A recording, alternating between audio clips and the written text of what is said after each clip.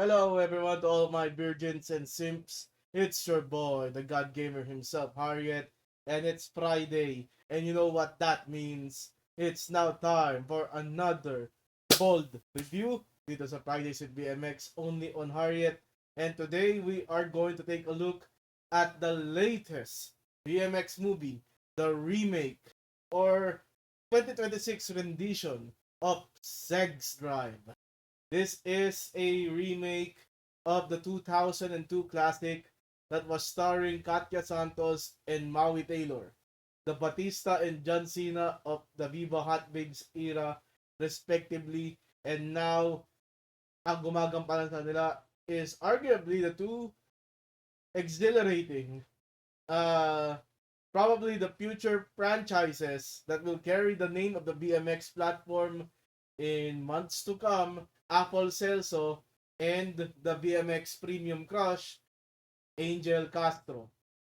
Along with this, we got Juan Calma and the returning Ben Sangalang, coming up from his stint sa Boy Kaldag last year.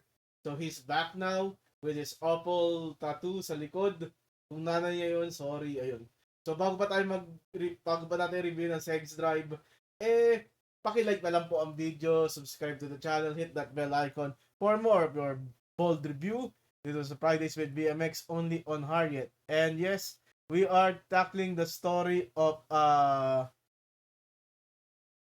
Sasha and Kelly. Okay, so unlike the original Segs Drive, na isang modelo si Maui and we get to follow Maui Taylor's uh, life before the road trip. Dito sa remake na to, diretso road trip na sila. And then they do that thing, the trick, yung paano mo alisin yung bra mo habang nakasuot yung pangitaas. So, nung ginawa ni Apple Celso yon, I spilled my drink, so I'm shocked that they actually did that. Pero kudos. Ayun. Umano yung libog ko. Ah, umano. Umarangkada. Ayun. Tapos may nasagasaan sila. As ito ay si Ben Sangalang. Binigay siya ng pangalang Clarks.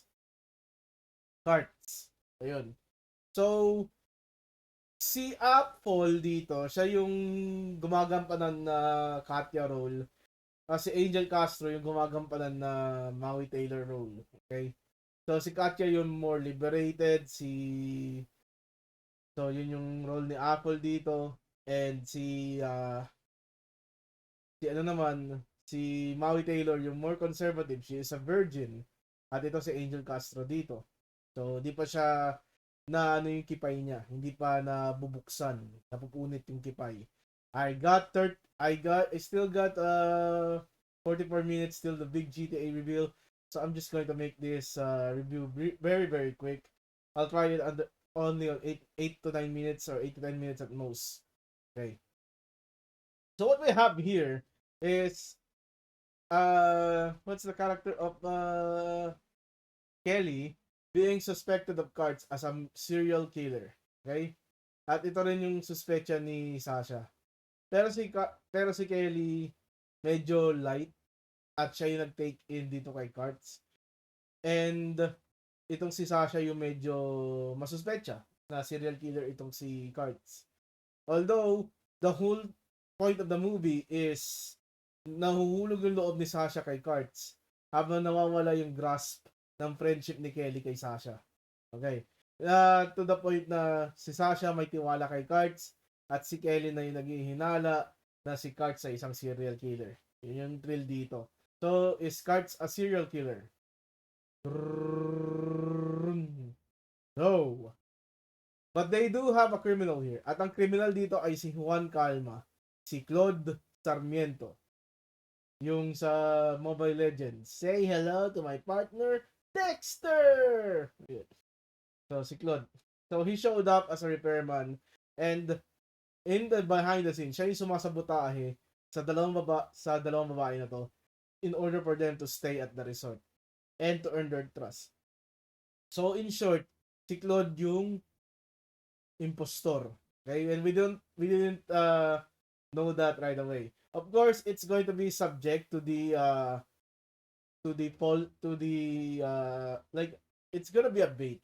Okay? It's a bait and switch. yung parang sa-subject mo yung nanonood na si Ben Sangalang, yung kriminal, pero si Juan Calma naman talaga.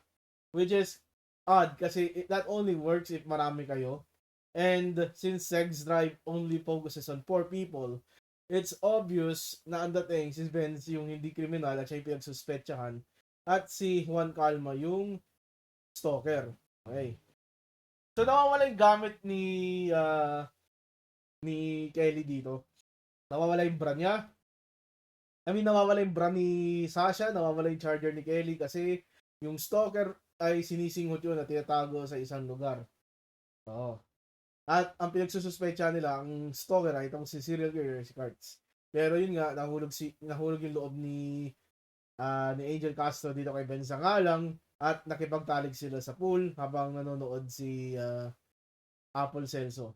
Na ang dating dito is Sasha is having the time of her life with Kurtz during sex na nainggit itong si Apple. Okay? So, how did this movie end? Well, yung landlord ng resort, tinawagan si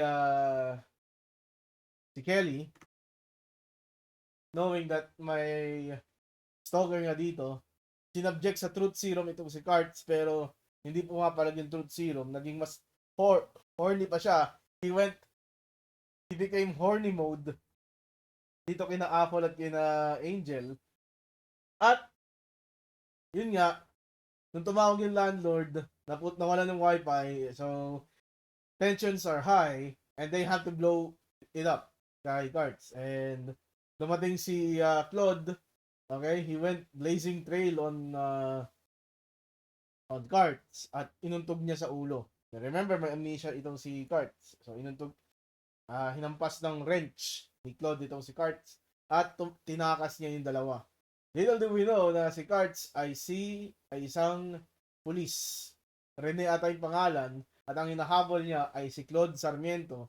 He is the real stalker behind this. Siya yung sumasabotahe sa jeep, siya yung sumasabotahe sa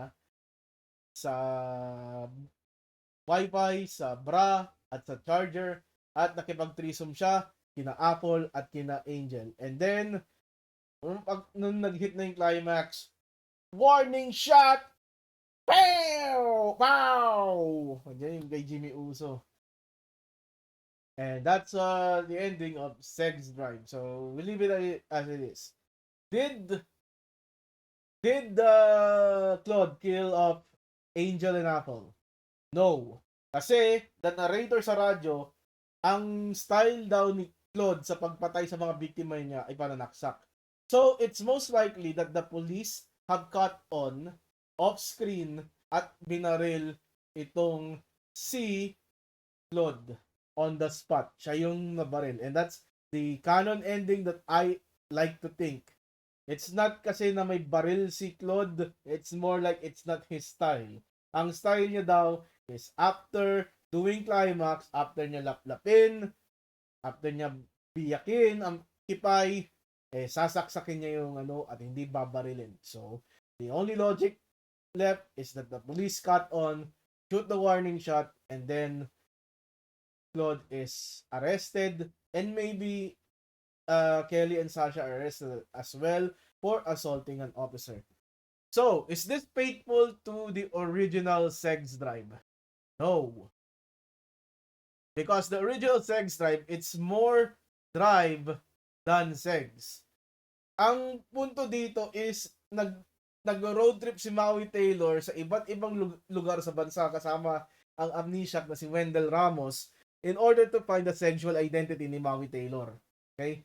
Dito, ang interpretation ng Sex Drive is like, sex is like driving, that there is no warning, na ikaw, that if you lose control, blah blah blah, ganun. Yun yung metaphor of between sex and drive. But there's no road trip dito. Okay. So, is it really Sex Drive if the essence of the original? I think it's just being unique. And I applaud that. So, for Sex Drive, I am giving this movie, I think this is one of Ben's movie. I'm gonna give this the Gooner Bait category. I like the threesome style. It was awesome. but I wish it could have gotten more. Diba? I wish we could have gotten more road trips. We could have gotten yung naka-blindfold sana si Ben sa nga lang, tapos hinahalikan niya yung tip of the elbow ni Apple, like in the original one.